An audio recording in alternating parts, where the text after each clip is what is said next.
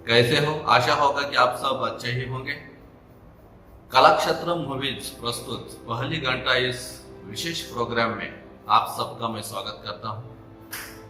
विद्यार्थी मित्रों, आज हम देखेंगे हिंदी व्याकरण का एक भाग जिसका नाम है संज्ञा।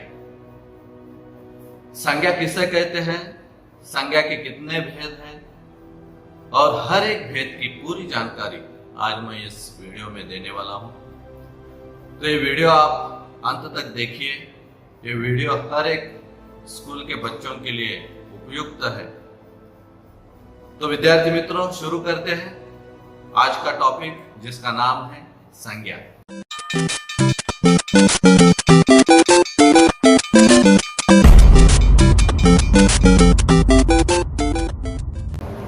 सबसे पहले हम जानेंगे कि संज्ञा किसे कहते हैं।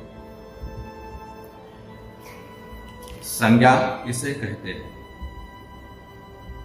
देखिए विद्यार्थी मित्रों, यहां पर मैं कुछ सबसे पहले मैं आपको उदाहरण देने वाला हूं।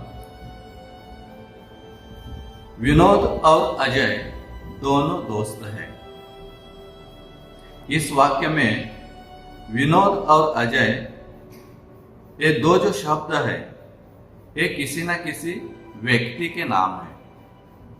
ठीक है, आगे हम अगला एक उदाहरण देखते हैं।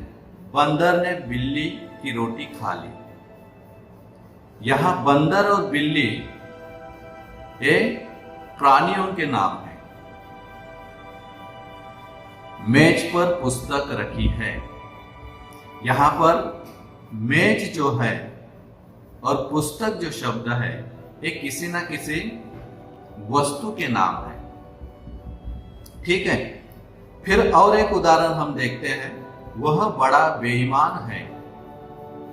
इस वाक्य में बेईमान जो शब्द है ये बेईमान शब्द किसी ना किसी गुण को व्यक्त करता है। ठीक है, आगे भी हम देखते हैं। बुढ़ापे में शरीर कमजोर हो जाता है। इस वाक्य में बुढ़ापे यानी बुढ़ापा, बुढ़ापा ये जो शब्द है वो किसी अवस्था को, मानवीय अवस्था को क्या करता है, बोधित करता है। तो ये सारे शब्द आपने देखे। इस शब्द में एक विशेष बात यह है कि ये जो सारे नाम हैं ये सारे नाम किसी ना किसी व्यक्ति, पशु, पक्षी, प्राणी या किसी वस्तु को क्या करते हैं, सूचित करते हैं। इसलिए सबसे पहले आपको समझ में आया होगा कि संज्ञा किसे कहते हैं। इस संसार में हर एक वस्तु को नाम है, हर एक पदार्थ को नाम है, हर एक पशु पक्षी को नाम है, हर एक बात को इस संसार में नाम है। उस नाम को ही हिंदी में संज्ञा कहते हैं। तो चलिए हम इसकी परिभाषा देखते हैं। तो परिभाषा मित्रों ये है कि किसी व्यक्ति, पशु पक्षी, वस्तु, स्थान, गुण, भाव या अवस्था के नाम को संज्ञा कहते हैं। तो समझ में आ गया दोस्तों कि संज्ञा किसे कहते हैं। सबसे पहले संज्ञा वो है हर एक वस्तु को, हर एक पशु पक्षी को, प्राणी को, पदार्थ को, भाव को, जो हमारे मन में भाव उत्पन्न होते हैं उस भाव को भी कुछ ना कुछ नाम होता है। हर एक अवस्था को, जो मानवीय अवस्था होती है, बुढ़ापा होता है, बचपन होता है, तो उस अवस्था को भी क्या है, कुछ ना कुछ नाम है। तो इस नामों को ही हम हिंदी में संज्ञा कहते हैं। तो इसकी परिभाषा भी आपने देखी है। अब हम आगे चलते हैं। संज्ञा के भेद, प्रमुख रूप से संज्ञा के 5 भेद हैं। उसमें है जातिवाचक संज्ञा, व्यक्तिवाचक संज्ञा, भाववाचक संज्ञा, समूहवाचक संज्ञा और द्रव्यवाचक या पदार्थवाचक संज्ञा। सबसे पहले हम देखेंगे कि जातिवाचक संज्ञा किसे कहते हैं। तो हम उदाहरण के माध्यम से देखेंगे कि जातिवाचक संज्ञा किसे कहते हैं। यहां पर मैं कुछ उदाहरण दे रहा हूं। वह भला आदमी है, वह विद्यार्थी गरीब था, नदी पर्वत से निकलती है, सिंह ने बैल को मारा, लड़का पुस्तक पढ़ रहा है। ठीक है। नगर में एक संत आया था। तो ऊपर के वाक्यों में आपको मालूम हुआ होगा वह भला आदमी है। इस वाक्य में आदमी शब्द जो है वो किसी विशेष व्यक्ति को सूचित नहीं करता है, बल्कि उसकी एक समूह को सूचित करता है, उसके एक जाति को सूचित करता है। वह विद्यार्थी गरीब था। इस वाक्य में जो विद्यार्थी शब्द है, विद्यार्थी बहुत सारे होते हैं, एक ही नहीं होता। या हर एक विद्यार्थी का नाम अलग अलग होता है, लेकिन इन सारे बच्चों को एकत्रित एक शब्द है जिसे हम विद्यार्थी बोलते हैं। यानी विद्यार्थी शब्द किसी वर्ग को रिप्रेजेंट करता है, प्रतिनिधित्व करता है। ठीक है। नदी पर्वत से निकलती है। यहां देखो, भारत देश में बहुत सारी नदियां हैं। हर एक नदी को अलग अलग नाम है, लेकिन उन सारी नदियों को हम नदी ही बोलते हैं। इसलिए नदी जो शब्द है यहाँ पर, वो उसके समूह को क्या करता है, बोधित करता है, सूचित करता है। उसी प्रकार आगे भी है, लड़का पुस्तक पढ़ रहा था। लड़का पुस्तक पढ़ रहा था। यहाँ पर जो लड़का है वो भी क्या करता है, उसके समूह को सूचित करता है। और इस वाक्य में पुस्तक भी शब्द है। जो पुस्तक शब्द क्या कर रहा है, अनेक पुस्तकों को, अनेक विषयों के पुस्तक होते हैं। हिंदी के होते हैं, मराठी के होते हैं, बाल साहित्य होता है, कथा होती है, कादम्बरी होती है, निबंध होते हैं। ऐसे बहुत सारे पुस्तकों के अलग अलग नाम होते हैं, लेकिन उन सारे पुस्तकों को हम क्या कहते हैं, पुस्तक से ही बुलाते हैं। यानी पुस्तक जो शब्द है वो अनेक पुस्तकों का क्या करता है, प्रतिनिधित्व करता है और उसे सूचित करता है। इसलिए ये सारे जो वाक्य हैं और इस वाक्य में आए हुए जो शब्द है उसको हम जातिवाचक संज्ञा कहते हैं। अब हम देखते हैं कि इसकी परिभाषा क्या है। जिस संज्ञा से उसके पूरे वर्ग या जाति का बोध होता है उसे जातिवाचक संज्ञा कहते हैं। जैसे कि देखो, कवि, गाय, गांव, देश, नेता, पक्षी, फूल, बच्चा, बहन, बादशाह, बेटा, भाई, मकान, मनुष्य, राजा, लड़की, शिक्षक, सड़क, स्त्री आदि जो संज्ञाएं हैं, ये सारी संज्ञाएं जातिवाचक संज्ञाएं हैं। तो विद्यार्थी मित्रों, जातिवाचक संज्ञा आपको समझ में आया होगा। अब हम आगे चलते हैं संज्ञा का अगला भेद, दूसरा भेद, जिसका नाम है व्यक्तिवाचक संज्ञा। अब ये व्यक्तिवाचक संज्ञा क्या है? हर एक, जैसे मैंने यहां पर कहा कि लड़का पुस्तक पढ़ रहा है। अब एक पुस्तक जो है वो जातिवाचक संज्ञा है, लेकिन अगर मैंने यहाँ पर कहा कि लड़का हिंदी की पुस्तक पढ़ रहा है, तो उस पुस्तक को क्या हुआ, एक विशेष नाम आया है, हिंदी की पुस्तक, हिंदी की किताब। ठीक है।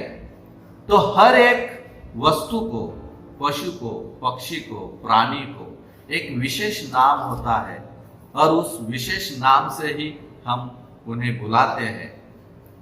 ठीक है, उसको ही हम व्यक्तिवाचक संज्ञा कहते हैं। जैसे कि उस लड़के का नाम श्याम है, तो श्याम जो है उस लड़के का विशेष नाम है, इसलिए हम उसको क्या करेंगे, व्यक्तिवाचक संज्ञा से जानेंगे। यानी हम यहाँ पर कुछ उदाहरण आप देखते हैं। नेहा बड़ी समझदार लड़की है। कश्मीर भारत का स्वर्ग है। कश्मीर क्या है, भारत का स्वर्ग है। जोगिंदर सिंह एक बहादुर सूबेदार था। दिल्ली भारत की राजधानी है। हमारी राष्ट्रभाषा हिंदी है। अब यहां पर इन वाक्यों में जो रेखांकित शब्द है, जो हाईलाइट किए हुए शब्द है, वो क्या है, संज्ञाएं हैं। नेहा एक विशेष लड़की का नाम है। कश्मीर एक विशेष राज्य का नाम है तथा भारत एक विशेष देश का नाम है। जोगिंदर सिंह एक विशेष सूबेदार का नाम है। दिल्ली एक विशेष राज्य है तथा भारत एक विशेष देश है। हिंदी एक विशेष भाषा है। यहां पर एक परिभाषा होगी। जिस शब्द से किसी विशेष प्राणी, किसी स्थान या वस्तु के नाम का पता चलता है, उसे व्यक्तिवाचक संज्ञा कहते हैं। ठीक है, तो अभी आपको मालूम हुआ होगा, समझ में आया होगा कि व्यक्तिवाचक संज्ञा किसे कहते हैं। तो विद्यार्थी मित्रों, हम आगे चलते हैं। आगे का जो प्रकार है, अगला संज्ञा का अगला भेद है समूहवाचक संज्ञा। विद्यार्थी मित्रों, इस शब्द से ही आपको ज्ञात हुआ होगा कि इसमें क्या होगा। समूहवाचक संज्ञा, समूह किसे कहते हैं, जो बहुत सारे लोग इकट्ठे आते हैं, जमा होते हैं, या कोई विशेष एक ही जाति के या एक ही वर्ग के जो वस्तु हो, प्राणी हो या पशु पक्षी हो, वो अगर इकट्ठे आ गए तो उस इकट्ठे आ जाने के कारण उसको एक अलग सा नाम हम देते हैं, उसको एक अलग से नाम से हम पहचानते हैं। जैसे देखो, भीड़ तितर बितर हो गई। यहां पर भीड़ जो शब्द है, इस भीड़ शब्द से हमें पता चलता है कि यहाँ पर किसी व्यक्तियों की, प्राणियों की भीड़ होगी, यानी समूह हो सकता है।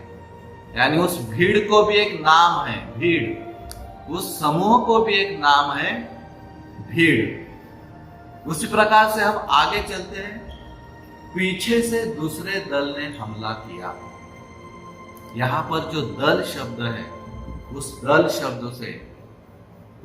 शब्द से हमें ज्ञात होता है कि वहां पर एक ही आदमी नहीं है, दो से ज्यादा या 50, 100, 200, 300 लोग होंगे, उसे ही हम दल कहते हैं। यानी एक प्रकार का वो समूह है, और उस समूह को भी नाम होता है दल। यानी बहुत सारे लोग जहां पर होते हैं, 200, 300 से ज्यादा, उसे हम दल कहते हैं। तो उस समूह को भी एक नाम है, जैसे कि भीड़ नाम है, उसी प्रकार से दल भी एक समूह है। तो दल शब्द यहाँ पर समूहवाचक संज्ञा है। चींटियां परिवार में रहती है। इस वाक्य में देखो, परिवार जो शब्द है, इस परिवार में बहुत सारे लोग होते हैं, कम से कम 5, 6, 7, 8 या 10, 11, 12 तो लोग होते ही हैं। एक आदमी से तो परिवार नहीं बनता। परिवार बनने के लिए बहुत सारे लोग होने चाहिए। माँ बाप होते हैं, भाई बहन होते हैं, चाचा चाची होते हैं, नाना नानी, दादा दादी होते हैं। सारे लोगों से क्या बनता है, एक परिवार बनता है। यानी यहाँ पर समूहवाचक संज्ञा को हम क्या करते हैं, सूचित करते हैं। यह अंगूर का गुच्छा है। अब देखो, एक अंगूर से तो गुच्छा नहीं बनेगा, वहां पर बहुत सारे अंगूर होने चाहिए। तो जहां पर अनेक फूल होते हैं या चाबियां होती है, तो अनेक फूलों को जब हम इकट्ठा करते हैं तो उसको गुच्छा बोलते हैं। अनेक फूलों के समूह को जब हम देखते हैं तो उसको हम क्या बोलते हैं? गुच्छा बोलते हैं। तो यहाँ पर एक अंगूर का गुच्छा है, तो बहुत सारे अंगूर एकत्रित है, इसलिए हम क्या करते हैं? गुच्छा बोलते हैं। और ये जो गुच्छा शब्द है, ये शब्द समूहवाचक संज्ञा है। तो इस प्रकार से आपको समझ में आया होगा कि समूहवाचक संज्ञा किसे कहते हैं। अब हम इसकी परिभाषा देखते हैं। चलो, जिस संज्ञा से किसी एक जाति, व्यक्तियों या प्राणियों का बोध होता है उसे समूहवाचक संज्ञा कहते हैं। ठीक है दोस्तों, अब हम आगे चलते हैं संज्ञा का अगला प्रकार, जिसका नाम है भाववाचक संज्ञा। भाववाचक यानी हमारे मन में बहुत सारे भाव होते हैं। हर्ष होता है, उत्साह होता है, क्रोध होता है, विभत्स, आश्चर्य, ऐसे बहुत सारे भाव होते हैं। उसको ही हम भाव कहते हैं। हर एक मनुष्य के भीतर बहुत सारे गुण होते हैं। ईमानदारी एक अच्छा गुण है। ठीक है, ईमानदारी, मेहनती, सच बोलना, झूठ बोलना, ये भी एक बुरा गुण है, लेकिन गुण है। मनुष्य के हर एक प्रकार की एक अवस्था होती है, जैसे बचपन है, जैसे बुढ़ापा है,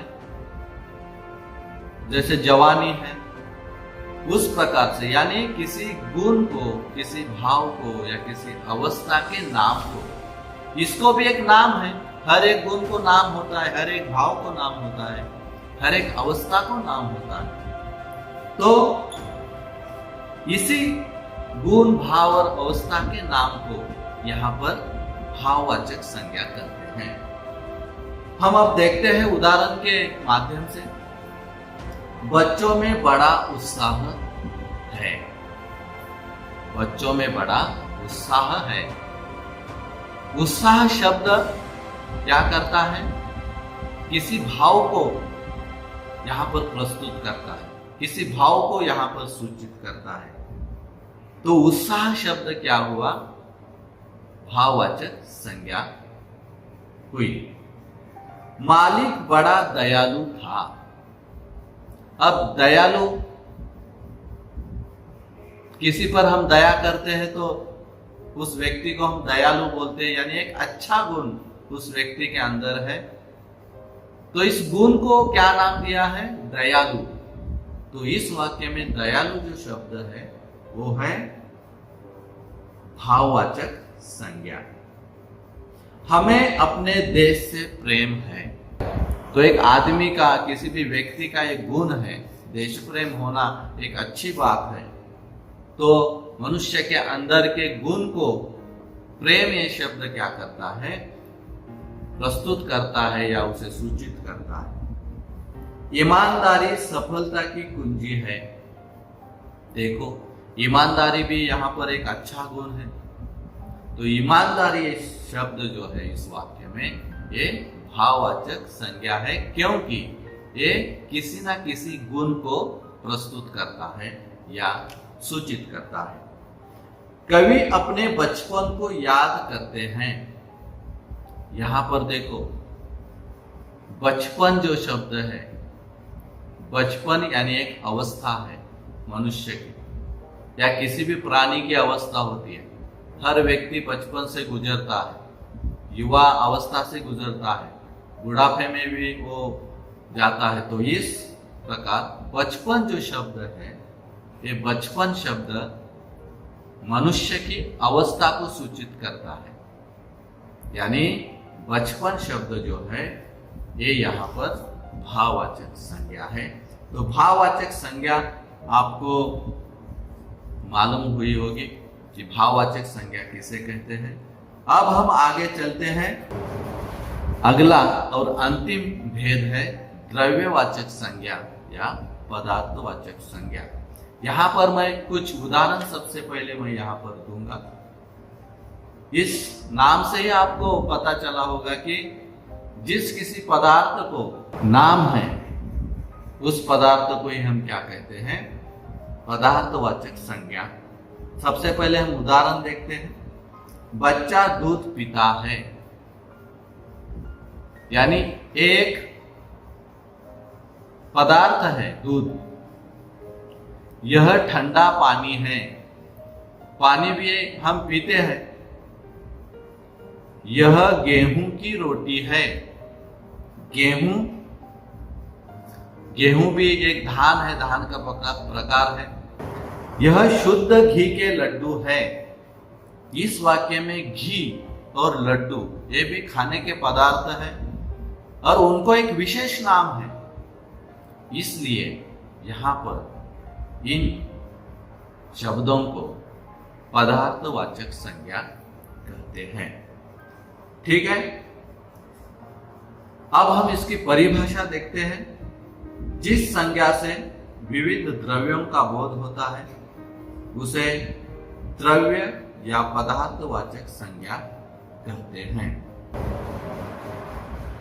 दही, शरबत, शक्कर, औषध, मिट्टी, रेशम, कागज आदि द्रव्य या पदार्थवाचक संज्ञाएं हैं। तो विद्यार्थी मित्रों, आज का ये पाठ जो संज्ञा एक व्याकरण का भाग है, ये आपको अच्छा लगा होगा और आपको समझ में आ गया होगा संज्ञा किसे कहते हैं और संज्ञा के कितने भेद हैं। हर एक भेद की जानकारी इस वीडियो में मैंने दी है। आप इसका अभ्यास करो, निरंतर अभ्यास करते चलो। और इसी के साथ ये वीडियो मैं यहाँ पर समाप्त करता हूँ। फिर मिलेंगे अगले वीडियो में कुछ नया लेकर। तब तक